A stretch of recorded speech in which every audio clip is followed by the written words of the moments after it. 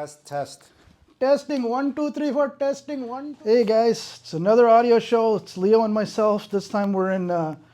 Technically, we're in New Jersey, but it's called the New York City, the Home Entertainment Show, or the New York City International Audio Show.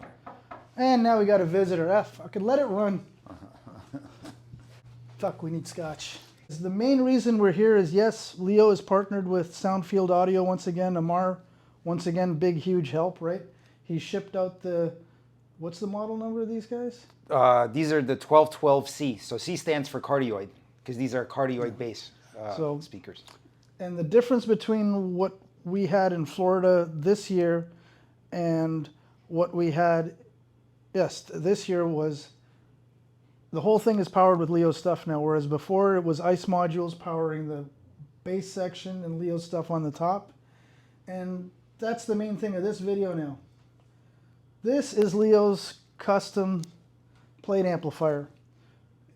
Hypex DSP module, custom built micro audio power supply for this application. And for the show, we've got 4 Ultras.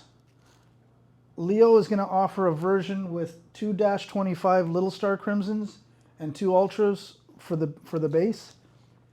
And then you've got obviously the Hypex DSP here and all this good stuff.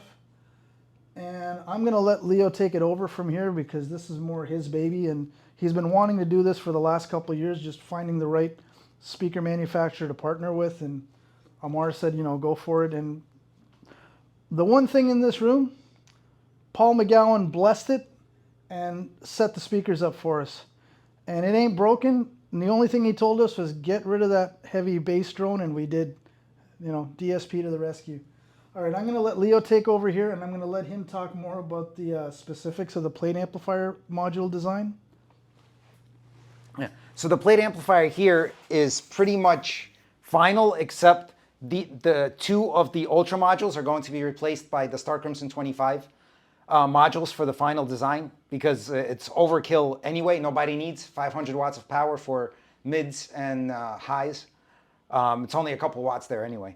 So 1200 watt power supply, 2 500 watt interferometry Ultra modules, and then 150 watt SK25s, which are going to be actually tuned to be 75 watts into 8 ohms or 150 watts into 4 ohms. And you can distribute the power any way you want, but I'm guessing in most applications, 1,000 watts is going to the 2 500 watt ones, and 100 watts each, approximately for the SK20 or Star Crimson 25 modules. And then it's a 4-channel Hypex DSP, 2 in, 4 out.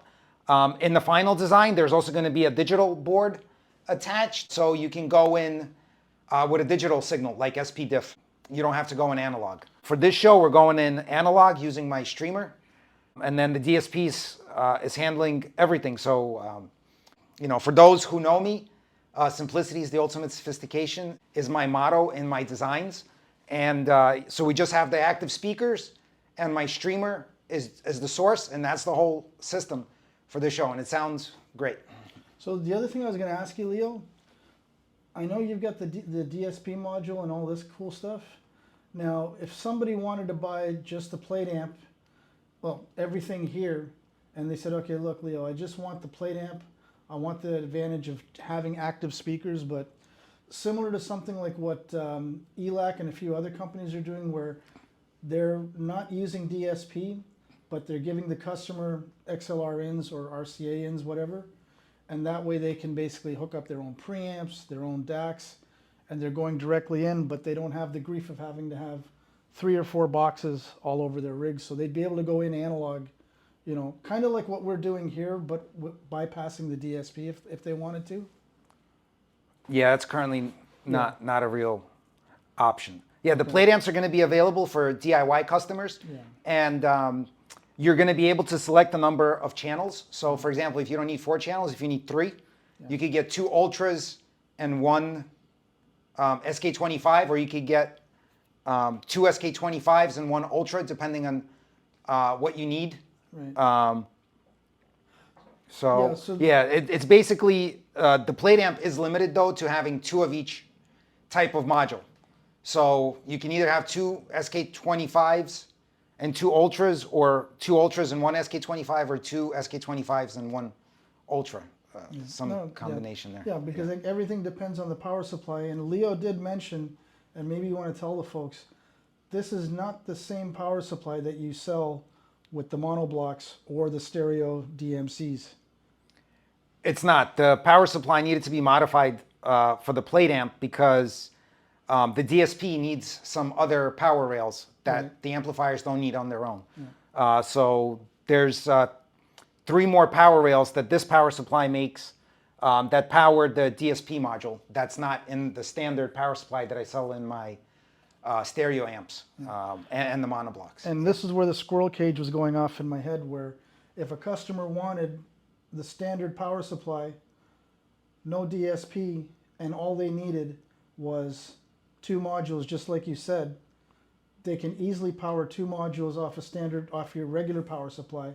They wouldn't get the DSP, they would have the XLR ins, but then you'd have to rewire this. It's basically taking the monoblocks and sticking it inside your speakers. That's what I was getting at. Yeah. So, again, if everything is demand, right? If they want it and they're willing to pay for it, they'll get it. Yeah. Right. But I mean, I think it's great because for DIY folks, this is it's a very skinny design, so it's not going to take up that much room. And yeah, there's your 2 XLRs coming in and RCA if you can't use XLR. And I think the plan is, like right now we've just got manual buttons here to turn and turn off. This is specifically for the Soundfield, right? That's what this was created for, right? Because you've got the whole on-off with the... Yeah, I mean, the Soundfield is going to use the same final plate amp on it, the one that's going to have the digital board on it. Yeah. And yeah, so this version doesn't have the digital board and it doesn't have the remote control. The final version is also going to have a remote control where you can swap through the different modes. Like on these speakers, they have a rear firing driver. And depending on which mode of the DSP you're in, the rear firing driver is either on, fully, on partially, or completely off. And that is something that you'd be able to control with the remote control. And that's going to be a feature in the final design because that's also part of the digital board that goes in. So, and yeah, so it's going to be more functionality for the final version of the plate amp. You know, this was a proof of concept. So these speakers are one of a kind, but the final version will use the final version of the plate amp with the digital board and the remote control. Yeah, and I really like the fact that he put everything on a skinny plate here, because your typical plate amplifier is basically a little wider than this power supply, but you don't get this heavy duty of a power supply in any plate amp that I know other than subwoofer stuff, right? So yeah, so this has a lot of benefits, a lot of configuration things, and then again, if they want to pay for it, they get it, right? Yeah. And but yeah, guys, that's basically it for the video. Come on down to room 108. Yep, right? room That's where we're 108. at, Yep. And yeah, we're here all weekend, and like I said, room sounds really, really good. You know, took a lot of hard work this morning, but this was actually the easiest room that I've set up, and usually I'm never here to set up the rooms with Leo. I mean, basically all it was this, the laptop, the streamer, out from the streamer into the speakers, and we had sound. All right, and a big thank you to Mr. McGowan there from PS Audio for helping us tune the room this morning. That's it for now, guys. Thanks again. Like and subscribe, and if you're coming to the show, once again, we're in room 108.